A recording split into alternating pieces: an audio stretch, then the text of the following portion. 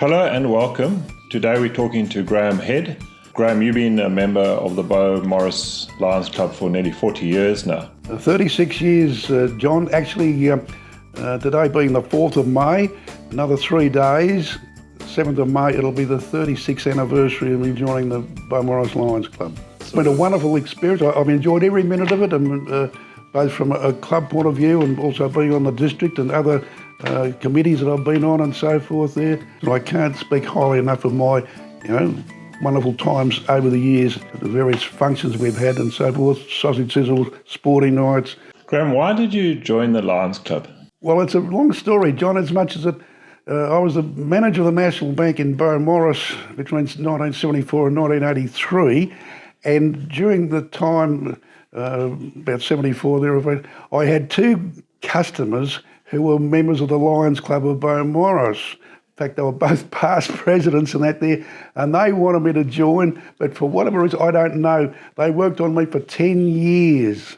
I don't know, it was a mystery, but I went to various functions there and with the Lions Club and enjoyed it, but I never committed myself, and then all of a sudden in 1986 I must have got talked into it, and as I say, I've been a member ever since and enjoyed it. I've got no regrets, perhaps, that I didn't join earlier, but it wasn't to be. I mean, I was busy working with the National Bank and so forth, and then enjoying my time there as a manager, and part of history now. So Graham, can you tell us about the Lions Club in those early years? What was it like when you joined? How many people were involved at that time? I'm not sure the number of members there. I knew quite a few of them there. I mean, having met them before I joined the club and that there, but different in those days. We didn't have sausage sizzles. We didn't have marshalling. How we raise funds, I'm not quite sure. I mean, I don't know, because usually funds were raised for the administration account from doing marshalling at various golf tournaments, which we did a few of them there, I can remember. But we didn't have this fundraising from the marshalling till about 1996, 97, which then became a very successful way of raising funds for our administration account. But as I say, the early part of my career, with Lions, I really don't know I can't remember much what they raised. There was, as I say, no sporting nights. There was no sausage sizzles. I think the only way we raised funds in those days was from Lions mints and Lions Christmas cakes. We were great. There was one member there, Len Oliver. He was a very successful seller of Lions Christmas cakes. He was paranoid about it. He'd be selling them at Bunnings and so forth right up till Christmas Eve, and he sold quite a lot. He was the cake chairman and also heavily involved in the district as well. But we didn't have the fundraising activities that we've had in later years. And were companies donating funds to you? Was there any sort of contribution? Not that I can ever remember any organisations raising funds. I mean, all our sausages that we've had for the last 21 years, we've never received any donations by way of food or drinks and so forth there. We've had to raise them all, pay them ourselves there. So there's been, to my knowledge, there's been no organisation donate any funds to the Lions Club. And then in those early years, what sort of activities were you supporting or sponsoring? Not much happened between 86 and about 90, 92 and that there was, I can't remember much activities. As I say, there was no sausage sizzles, there was no marshalling and so forth there. It was just Lions Christmas cakes that we raised for, and doing marshalling at various golf tournaments in Victoria and Golf Club and Yarra Yarra Golf Club there. But I can't remember any sort of real significant fundraising activities during those years. And then what are some of the highlights for you in being part of Lions? What really stands out for you being a Lions member? It's been, as I said before, it's been a wonderful experience personally. I joined in 86. The first job you get is a lion tamer, where you go and get all the memorabilia and flags and so forth and put them out on display for the meetings and that there. Then I became, latter years, the treasurer and the secretary. And then in 1992 I was elected the president, which was a wonderful occasion, because I will say that was the start of, I think, my pictorial history that you'll see of the Lions Club of Beaumaris. I've got hundreds of photographs taken on various occasions, which is sort of a pictorial history of the club. And it's nice to look back and see some of those photos and fond memories and that there. And so say the highlight of the first year was the 20th anniversary dinner at the Beaumaris RSL, when the guest speaker was Bruce Ruxton, who, being a past president of the Beaumaris RSL, he was also the Victorian president of the RSL. Very well known and highly controversial bloke, Bruce, but he was a good bloke, and as I say, he honoured us with being the guest speaker for our 20th anniversary at the RSL, which was a great night. I think there's about 140 people there, and Lions from various clubs and that there, and one of my great mates, a past international director, Leo Tyquin, he was there on that particular night as well, and it was a great night. And Beaumaris Lions in particular, does it stand out from other clubs in any particular way that you think makes it different? Well, no, I think that we're all part of this wonderful organisation called Lions. It's an international organisation. We've got representatives of every country in the world, millions of members and that there. It's a wonderful organisation. We do a wonderful job as far as helping the community in times of earthquakes, floods, bushfires, you name it. I mean, the Lions have always been there helping out with fundraising and so forth there. And as I say, we're very proud to be involved with it. But our club is, each club is individual. As I say, we've sort of done our own thing over the years. In 1997, we had Bruce Ruxton again as a guest speaker, which was another great night. But as I say,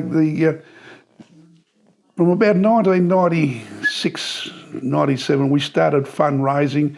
And as I say, we've raised many, well, even before I joined, we raised many thousands of dollars, but I'm not sure to what extent and from what, how and when. I think we had a banquet auction years ago before I joined the Lions. We at the Sans Souci reception rooms in Moorabbin opposite the town hall.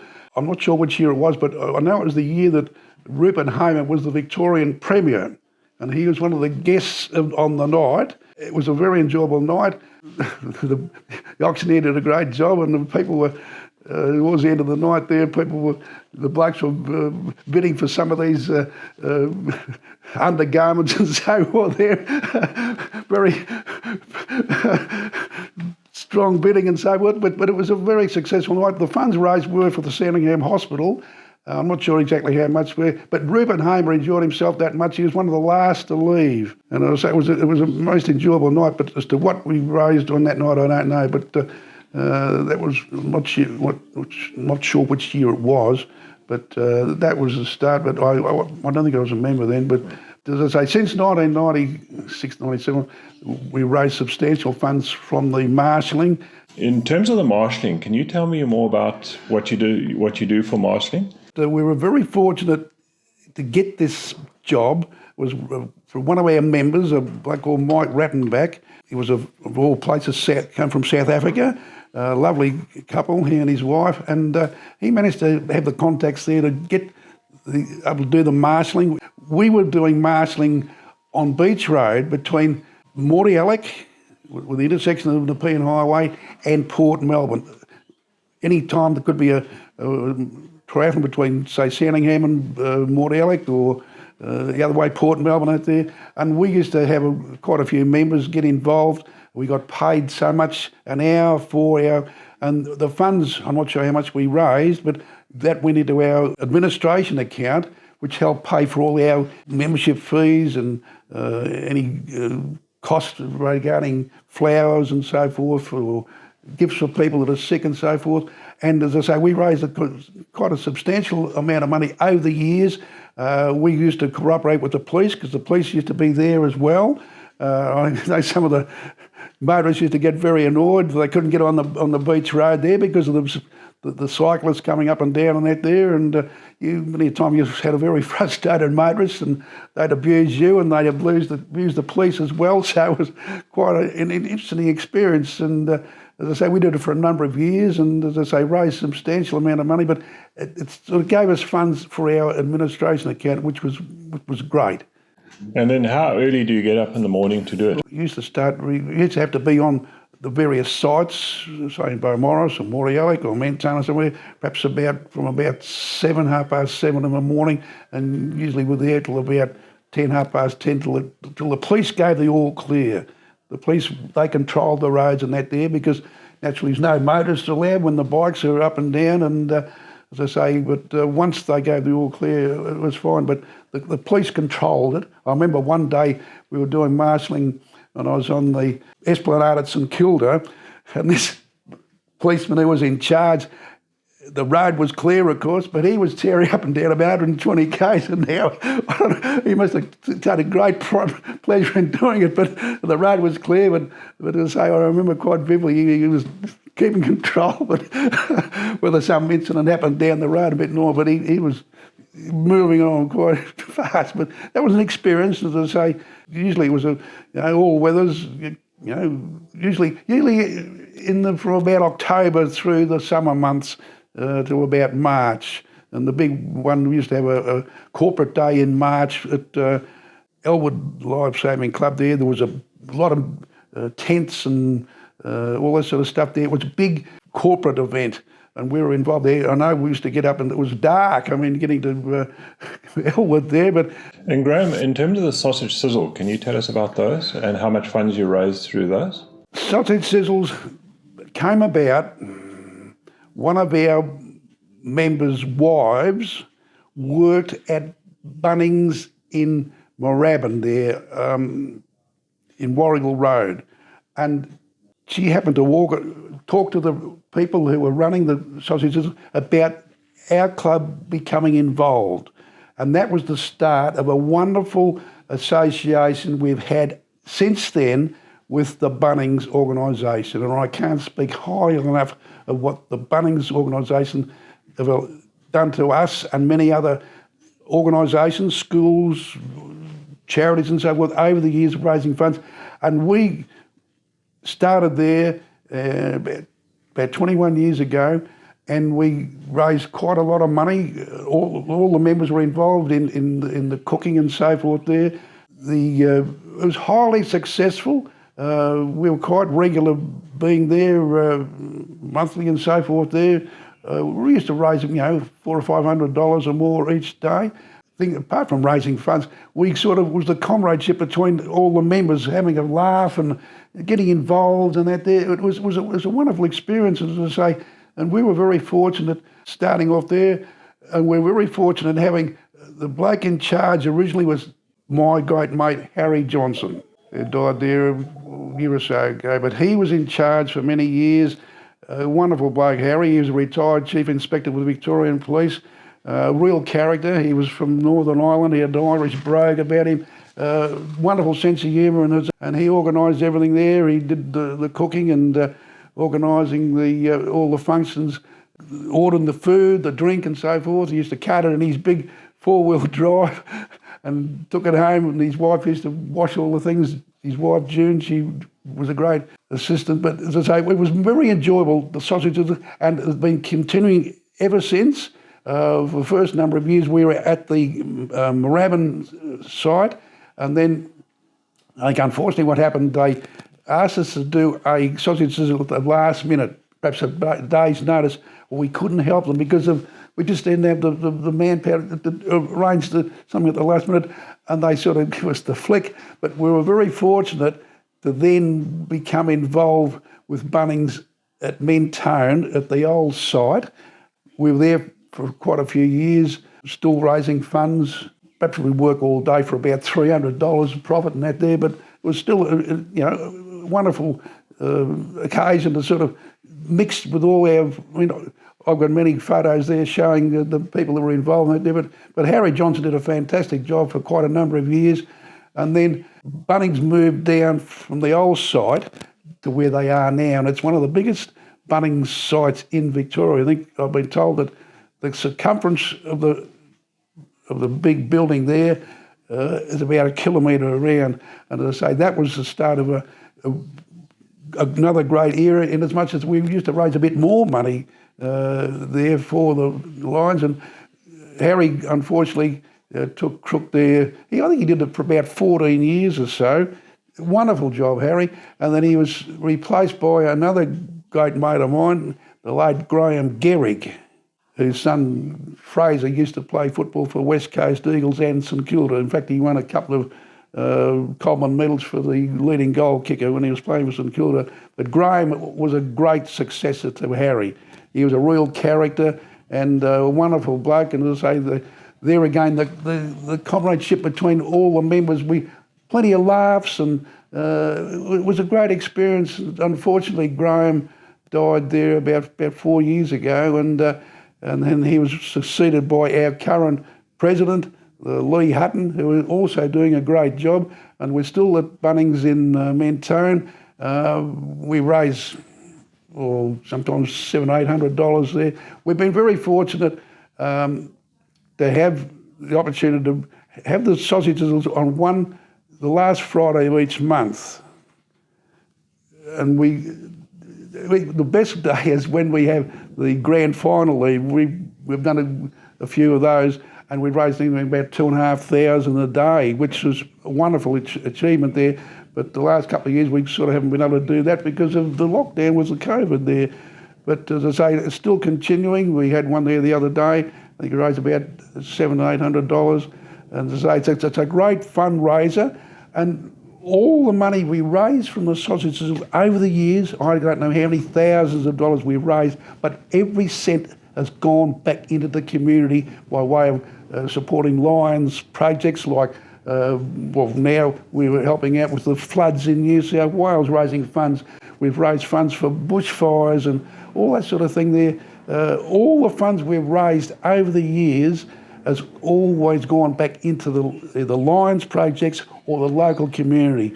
I mean, when Graham was doing the job, Graham Gehrig, we committed ourselves to raise $5,000 for the Sandringham Hospital to purchase some sort of monitoring machine. I've got a photograph of it there.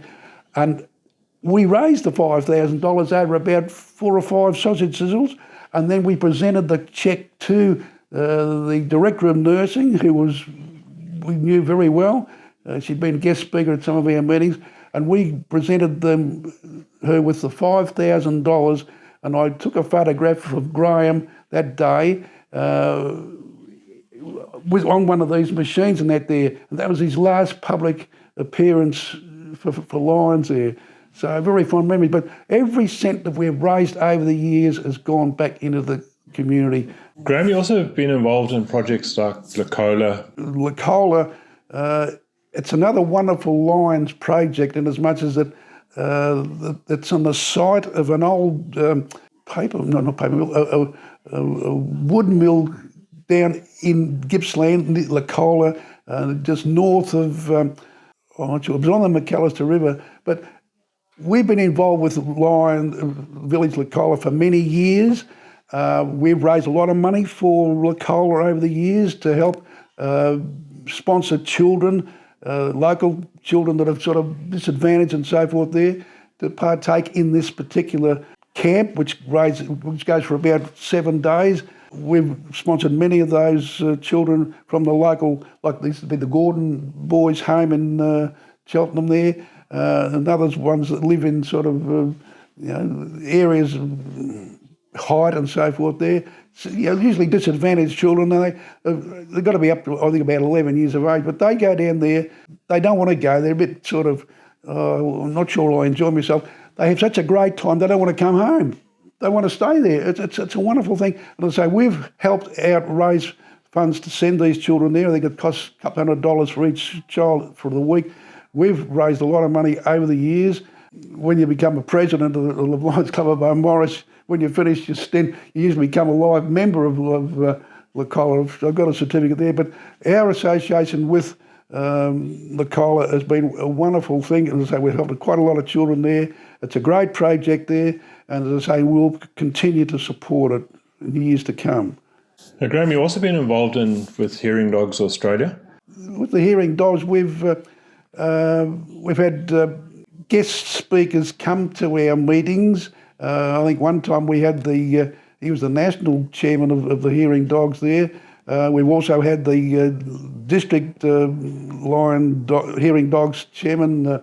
We've had a long association with them. I remember there's a photograph there, I think Peter Harrison. We presented them with a couple of $1,000 for the hearing dogs. I used to have a couple of recipients on the radio on Southern FM, and it was wonderful because even though the people appearing were hard of hearing, they could lip read, and you'd think that how wonderful they are. They can you're talking and they can know what you're talking about. It was a wonderful experience, and as I say, the latest one we've had with the hearing dogs, we've a local lady that we've sponsored the dog, and I'm not sure how much we've raised there, and we're hoping to have her as a guest speaker at our next meeting to let the club know how it's affected her and show her appreciation. But it's a wonderful organisation. The dogs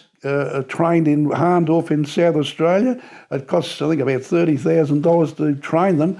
And as I say, the Lions Club sponsor to the extent of, I think, a couple of $1,000 or more each dog that they have goes to the recipients. And as I say, like a lot of Lions projects, they are wonderful projects that the public don't perhaps know too much about. One of the things that I've found with Lions, we don't get enough publicity for the great work we do, both here in Australia and overseas.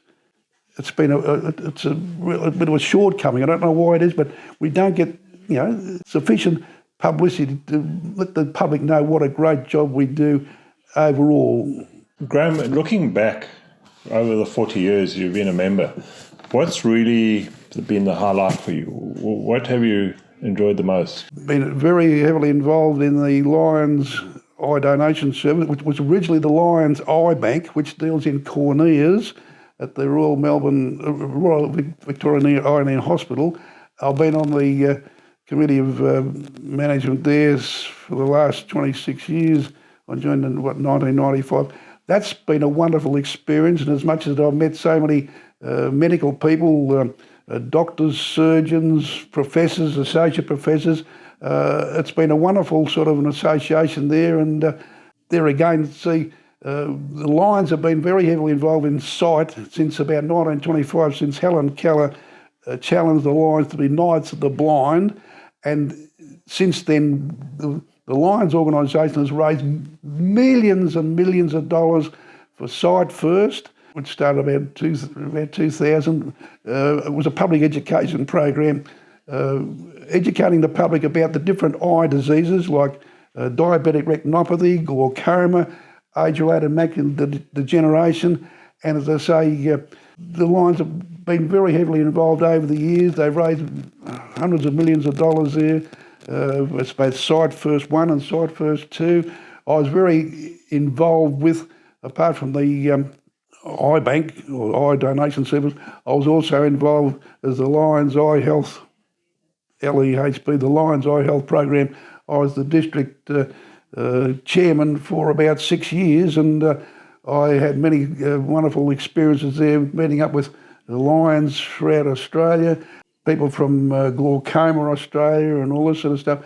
I've enjoyed being involved, as I say, not only that from a club point of view, but also outside with these, as I say, the district. I was district chairman for Operation Friendship in 1995 when we had a guest speaker from South Africa. And also then in the next year we had another guest speaker from Minnesota, Bill Torban. I still correspond with Bill there over the years, as I say, and then I was video chairman or something there 1 year, and then for 6 years I was the Lions Eye Health chairman. I had 9 years on district, which I found most enjoyable, both from a club point of view, the eye health point of view, the eye bank point of view. I've enjoyed it immensely. As I say, I'm a great believer that the more you put into something, the more you get out of it. We do a lot of great things both here in Australia and overseas, and we don't get enough publicity for the great work we do. I mean, the number of people I had when I was doing the radio program on Southern FM for about 14 years. I had a lot of interesting guest speakers, both Lions and non-Lions, and that was wonderful too, because it gave the opportunity for these Lions members, whether it be district chairman or club presidents, to promote their particular projects. Well, actually had Megan on one time when she was the district chairman for Lacola about 15 years ago. One of our members had a contact with Southern FM, who was situated in Mentown at that stage, gave us the opportunity of being able to go on the air and promote the Lions organisation, and I was very successful in having a lot of guest speakers come. I remember one bloke, the director from the iBank, he came on one time. We had people, when the bushfires were on in the Black Saturday, we had people come from and told us what were happening with the result of the bushfires there. It was all most interesting to sort of, and the guest speakers, they enjoyed it, and they enjoyed the opportunity of promoting their club or their project. And as I say, that was another interesting aspect of my Lions experience. And as I say, I think you've got to, when you retire, and I've been retired about 31 years from the bank, that you've got to be involved in some way or another in organisations such as Lions or other things there, to keep your mind and body active. You owe it to yourself and to your family, because sometimes when people say, oh, I'm going to retire and do nothing, you start degenerating and you're just no good to yourself or your family. So I've enjoyed my 36 years very, very much, John. I really have. Hopefully I can continue for another few more years as well. But I was at a convention at the Box Hill Town Hall for a district convention, and this chap got up and spoke about the need for feed, saying that he started it off, Graham Cockerell from down Upper Pakenham Upper or somewhere that way there, about collecting feed, hay and so forth there from various farmers in Victoria and transporting it up to areas where there's been drought and so forth over the years. And I was so impressed, I thought, I'm going to get this bloke, after he spoke and after the interval and that there, I'm going to get him to come and be a guest speaker at our club, which I did. I think we gave him a couple of $1,000 that particular night. And I also had him on the radio, and as I say, it's been a wonderful experience to have him, because he's had a lot of publicity. I think he's also on Macca's Australia Wide on the ABC of a Sunday. But that's another wonderful Lions project there, because over the years with droughts and floods and that there, they've transported thousands of tonnes of hay from Victoria to other parts of Australia. And I know in recent years that even with the another wonderful Lions project, the 123 Read to Me, whereby they've been I know them very well, Jeff and Melinda Shelley.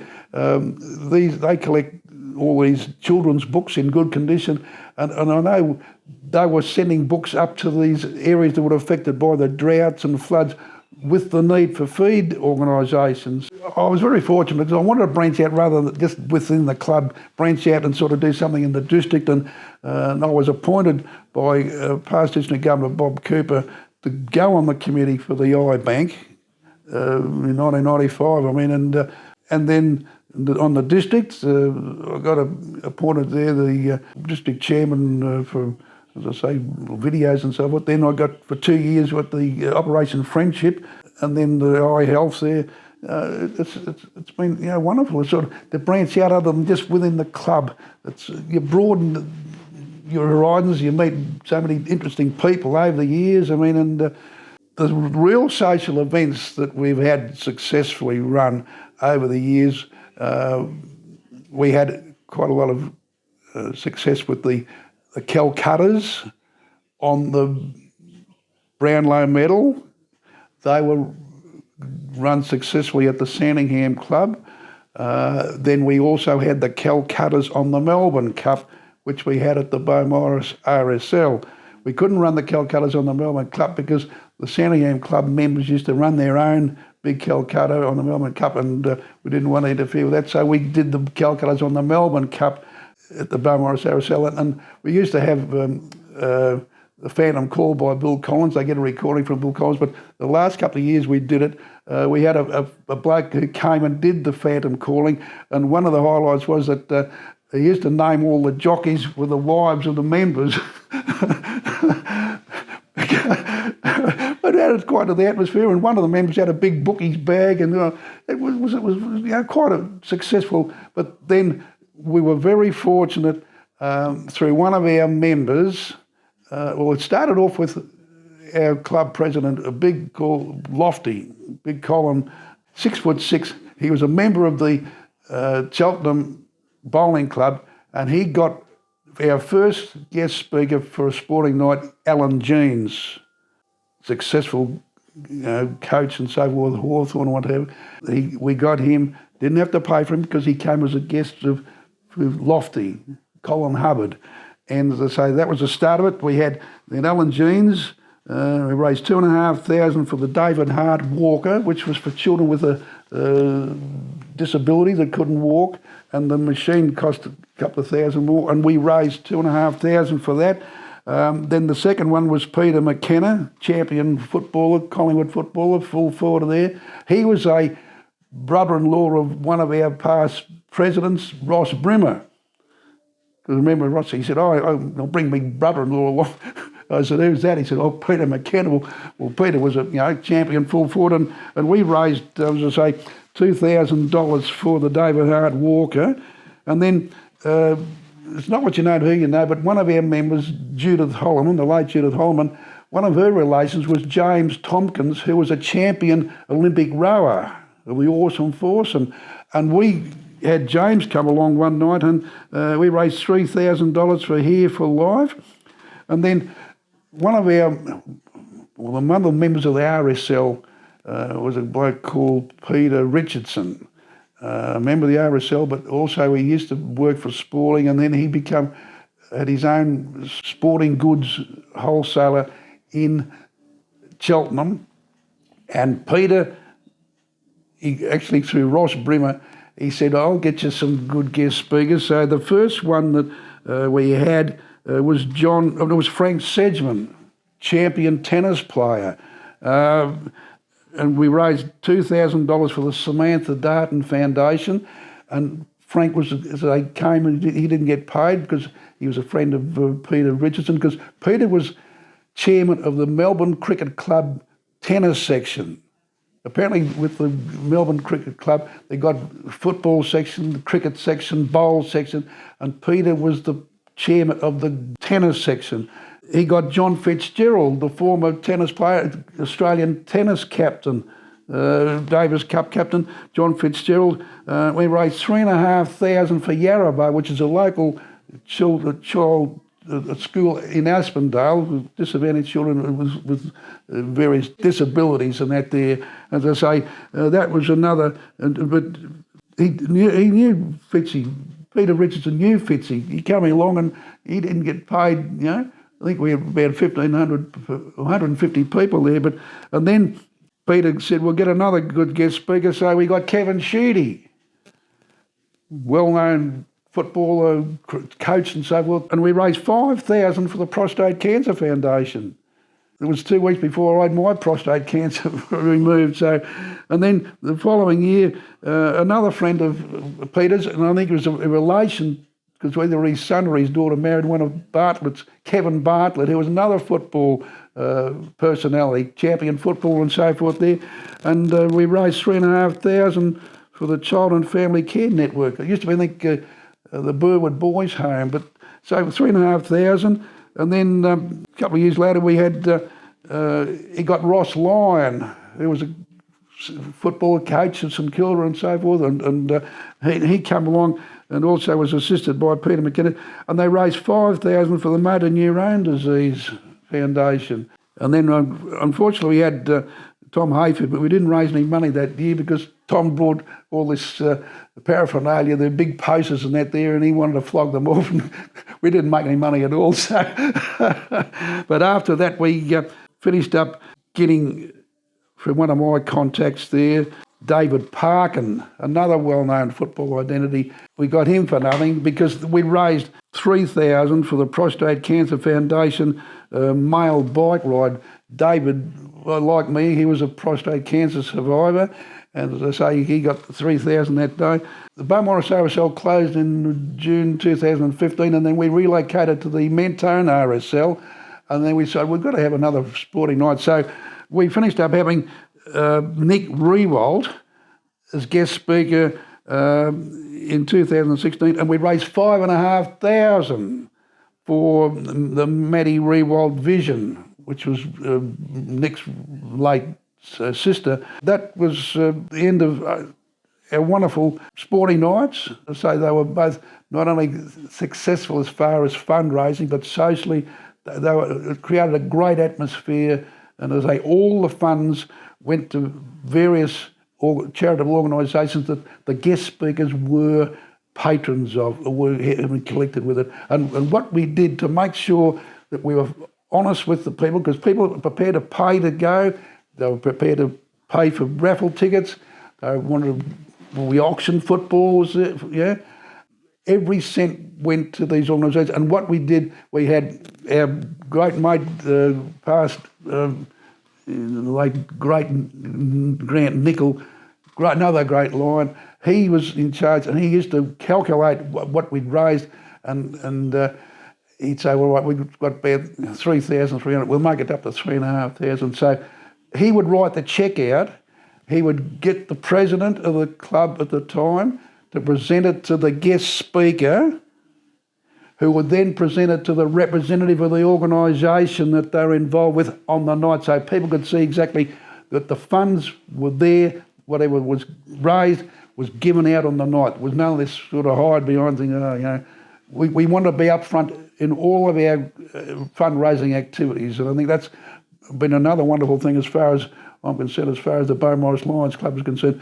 We've got a very good reputation for not only raising funds for Lions and local charity, but we've got a very clean skin. We haven't been involved in any scandals or anything like that. We've been open with the public at all times, and I think it can't be any better than that, because when you raise a lot of money there over the years, as I say, we raised $39,500 from sporting nights and anniversary functions. $39,500. That's a lot of money for a little club. Graham, thanks very much for making time to speak to us today. We've really enjoyed speaking to you and getting a better understanding of what you've done over the last 40 years in Lions. It's quite amazing. I express my thoughts about the Lions Club of Beaumaris. What a wonderful time we've had over the years, and to reach 50 years, I think it's been a long way to continue. And so we've got a lot to be proud of, and I just hope that the 50th anniversary coming up in September will be another outstanding success. We've got a guest speaker coming, as far as I know, Gareth Andrews, who's got a football background and so forth. He's supposed to be the guest speaker. We could have a couple of football identities there on the night, but we hopefully are making a successful night again to celebrate our 50 years at the Buckingham reception rooms in Hyde.